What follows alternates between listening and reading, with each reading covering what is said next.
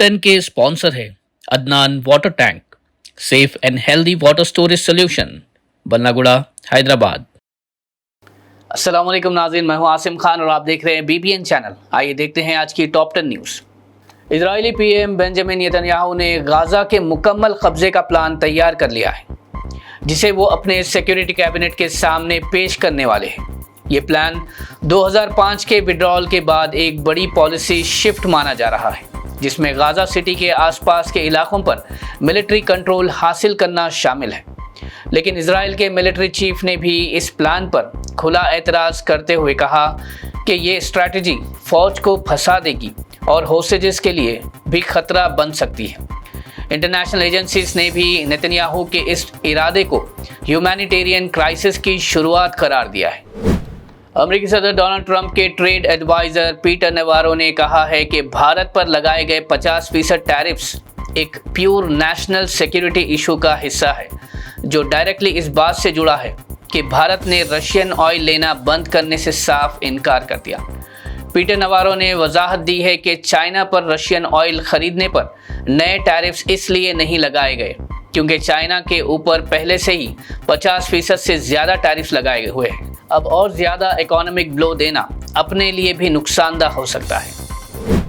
Israel ने UN security council का emergency session बुलाकर हमास पर इल्ज़ाम लगाया है कि वो गाज़ा में होस्टेजेस को जानबूझकर भूखा रख रहा है। इजराइल ने एक वीडियो में कैदियों की कमज़ोरी और भूख की हालत को दिखाया, जिसके बाद UN एजेंसीज ने जवाब में कहा कि पूरा गाज़ा खुद इजराइल के ब्लॉकेट की वजह से मास स्टार्वेशन का शिकार है। रिपोर्ट्स के मुताबिक गाज़ा में 100 से ज़्यादा लोग भूख से मारे जा चुके, जिनमें ज़्यादातर बच्चे शामिल हैं।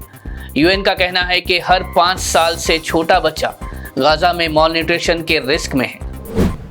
सऊदी अरेबिया ने GCC टूरिस्ट और इंटरनेशनल विजिटर्स के लिए 15% वैट रिफंड स्कीम का आगाज़ कर दिया है, जिसका मकसद शॉपिंग और टूरिज्म एक्सपीरियंस को बेहतर बनाना है।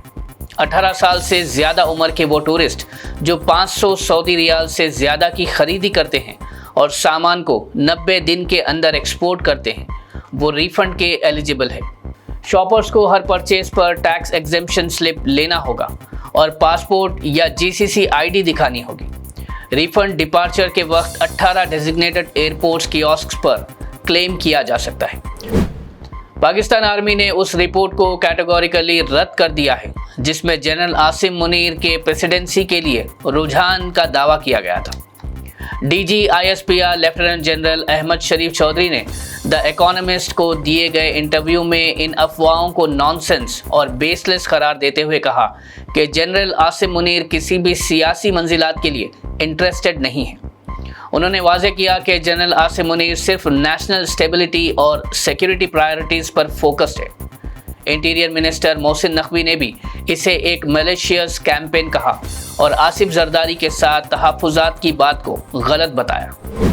जम्मू एंड कश्मीर सरकार ने 25 कंट्रोवर्शियल किताबों पर पाबंदी लगाते हुए उन्हें जब्त करने का हुक्म दिया है। सरकार ने कहा कि ये किताबें यूथ को रेडिकलाइज कर रही है और टेररिज्म को ग्लोरीफाई करती है। बैन की गई किताबों में आज़ादी, द कश्मीर डिस्प्यूट और the untold story of Kashmir जैसे मशहूर टाइटल्स भी शामिल हैं। सरकारी ऑर्डर के मुताबिक इन किताबों ने यंग माइंड्स को मिसगाइड किया, हिस्ट्री को डिस्टॉर्ट किया और जिहादी प्रोपेगेंडा को बढ़ावा दिया है। अथॉरिटीज़ का कहना है कि ये लिटरेचर सिक्योरिटी फोर्सेस के खिलाफ नफरत फैलाता है और सेपरेटिज्म को जस्टिफाई करता है। कांग्रेस लीडर राहुल गांधी ने इलेक्शन कमीशन पर बीजेपी के साथ मिलकर कर्नाटका में चुनाव चुराने का इल्ज़ाम लगाया। इसे कॉन्स्टिट्यूशन के खिलाफ जुर्म करार देते हुए कहा कि बेंगलोर सेंट्रल में लाखों फर्जी वोट्स डाले गए। उनका कहना था कि डुप्लीकेट एंट्रीज, फेक एड्रेसेस और फॉर्म 6 का गलत इस्तेमाल वोट चोरी का सबूत है। राहुल गांधी ने EC से मशीन रीडेबल वोटर लिस्ट और CCTV फुटेज जारी करने की डिमांड की, जिसके बाद EC ने राहुल गांधी के इल्ज़ामात को मुस्तरद करते हुए साइंड डिक्लेरेशन मांगा। कांग्रेस MP शशि थरूर ने अमेरिकी सदर डोनाल्ड ट्रंप की तरफ से भारत पर लगाए गए 50% टैरिफ को हिडन मैसेज करार देते हुए सरकार से स्ट्रॉन्ग रिटेलिएशन की डिमांड की है। उनका कहना है कि अगर भारतीय माल महंगा हो गया तो अमेरिकन बायर्स सस्ता सामान वियतनाम, इंडोनेशिया या चाइना से लेना शुरू कर देंगे।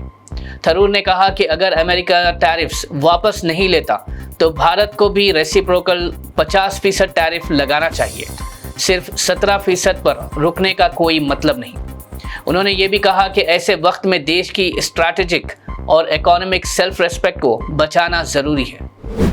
हैदराबाद पुलिस कमिश्नर सीवी आनंद ने शहर के 17 इंस्पेक्टर्स के तबादलों का ऐलान किया है, जिसमें मार्केट पुलिस स्टेशन के डिटेक्टिव इंस्पेक्टर मोहम्मद शकील अली को बहादुरपुरा का नया एसएचओ बनाया गया है, जबकि बहादुरपुरा के एसएचओ को पुलिस कंट्रोल रूम ट्रांसफर किया गया है। रैन बाजार का चार्ज नेताजी चिर्रा को दिया गया है और स्पेशल ब्रांच की अनुराधा बालनिंगानी अब कारखाना एसएचओ होंगी और गुड्डी मलकापुर के डीआई शेख कविउद्दीन को बंजारा हिल्स एसएचओ बनाया गया है।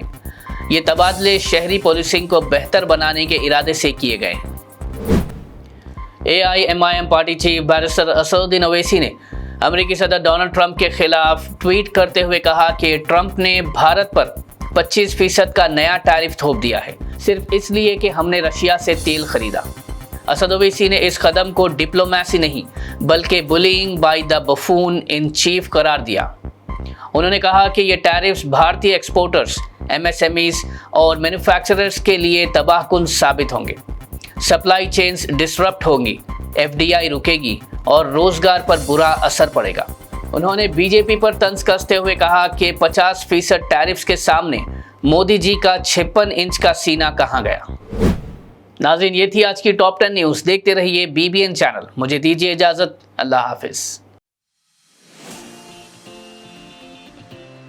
पेश है Adnan auto clean water tank, जिसमें है थर्मल इंसुलेशन PUF टेक्नोलॉजी, जो रखे पानी को साफ और ठंडा हमेशा। 1000 से 1200 लीटर की क्षमता, 100% virgin LLDPE material, 4 layer strong body, auto clean technology, bacteria, काई और फंगस से पूरी सुरक्षा, इजी टू इंस्टॉल, रस्ट और डस्ट से पूरी तरह फ्री। और सबसे खास बात, पहली बार साउथ इंडिया में। तो अब पुरानी टंकी को कहें अलविदा और लाएं घर में Adnan auto clean water tank, clean and cool always.